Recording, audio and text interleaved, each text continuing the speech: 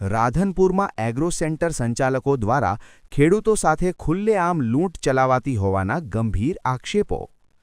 Urea ખાતર થેલીના બિલમાં ભાવ ₹270 દર્શાવી ખેડૂતો પાસેથી ₹320 વસૂલાતા હોવાનો ખેડૂતના આક્ષેપ. રાધનપુર એગ્રો બિઝનેસ સેન્ટરમાં ખેડૂતો સાથે ખુલ્લો ખિલવાડ થઈ રહ્યો હોવાનો રોષ. યુરિયા ખાતરના બિલ અને વસૂલાતમાં તફાવતથી ખેડૂતો પર આર્થિક બોજો વધતો હોવાની ફરિયાદ. ખાતર સાથે ફ્રી આપવાની દવાની બોટલ પણ ન અપાતી હોવાના ખેડૂતોના આક્ષેપો સામે આવ્યા. સતત મોંઘવારી વચ્ચે ખેડૂતોની હાલત દયનીય બનતી જઈ રહી છે. તંત્રની દેખરેખ અને નિયમનના અભાવ પર સવાલો ઊભા થયા. દોષિત એગ્રો સેન્ટરો સામે કડક કાયદેસર કાર્યવાહી કરવાની માંગ ઉઠી. તાત્કાલિક તપાસ કરી ખેડૂતોને ન્યાય અપાવવાની માંગ સાથે રાધનપુરમાં મુદ્દો ગરમાયો. કડક કાર્યવાહીની માંગ.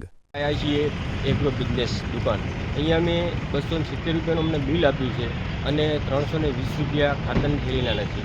મોટો દાણો છે અને વત્તા ત્યાં શેઠ પર જઈએ એટલે શેઠ એવું કહે છે કે અહીંયા અમે બાટલી એક ફ્રી આપી છે, પણ અહીંયા કોઈ બાટલી આપી નથી અને બાટલી વગર ₹320 આપ્યા છે અને ₹270 એમણે આ બિલ બનાવ્યું છે.